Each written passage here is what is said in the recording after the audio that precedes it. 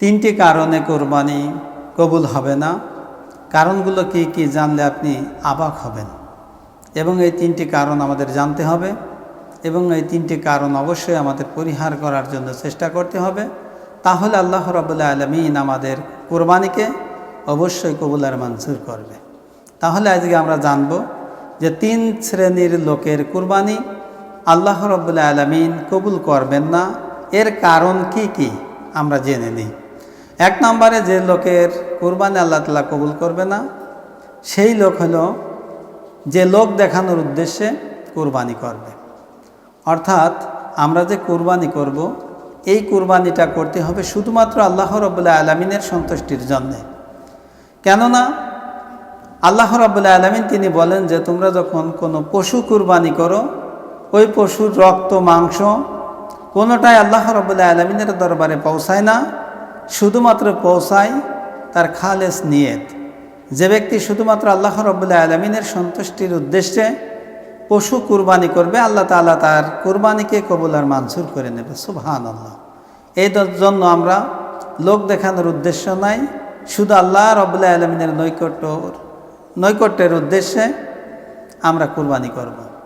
দুই নম্বরে ওই ব্যক্তির কুরবানিও আল্লাহ তাআলা কবুল করবে না যে ব্যক্তি হারাম পথে উপার্জন করে এই অর্থ দিয়ে পশু কিনে যে ব্যক্তি কুরবানি করবে এই হারামকৃত অর্থের পশু আল্লাহ রাব্বুল আলামিন কখনো কবুল করবে না।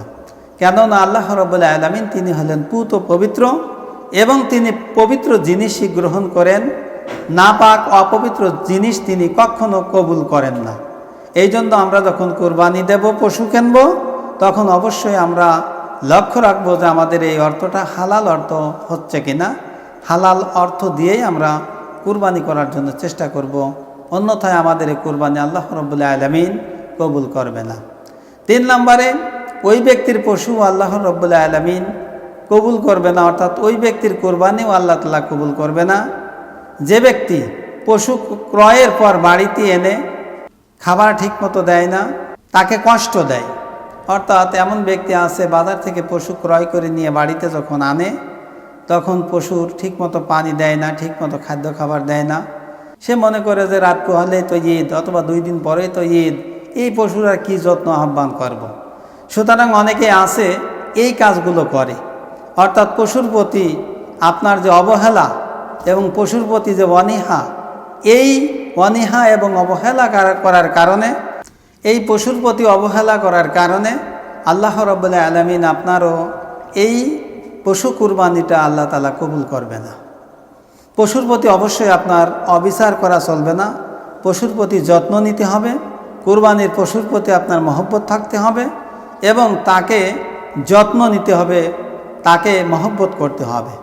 কেননা কুরবানিটার মূল অর্থই হলো আপনার ত্যাগ কুরবানি করতে হবে। অর্থাৎ ইব্রাহিম সালামের সন্তান, তার কলিজার টুকরো সন্তান ইসমাইল আলাইহিসসালামকে যখন কুরবানি করার নির্দেশনা আল্লাহর পক্ষ থেকে আসে তখন তার নিজের কলিজার টুকরো সন্তানকে আল্লাহর সন্তুষ্টর রাহে তিনি কুরবানি করেন। ঠিক তদ্রূপভাবে আমরা যখন বাজার থেকে পশু ক্রয় করে নিয়ে আসব তখন সেই পশুটার যত্ন নেওয়া, তার সাথে মহব্বত সৃষ্টি করা, তার খাদ্য খাবার পানীয় সুন্দরভাবে দেওয়া এবং সুন্দর জায়গায় রাখা এবং মহব্বতের সাথে তাকে আল্লাহর সন্তুষ্টের উদ্দেশ্যে যদি কোরবানি না দিতে পারি তাহলে ওই পশু কোরবানিটা অনাহত কারণে হবে। এই কোরবানিটা আল্লাহ তাআলা কখনোই কবুল আর মঞ্জুর করবেন না। আল্লাহর নৈকট্য অর্জন করার নিয়তে পশুগুলো কুরবানি করার তৌফিক আল্লাহ তাআলা দান করুক। আমিন। আসসালামু আলাইকুম ওয়া রাহমাতুল্লাহি ওয়া বারাকাতুহু।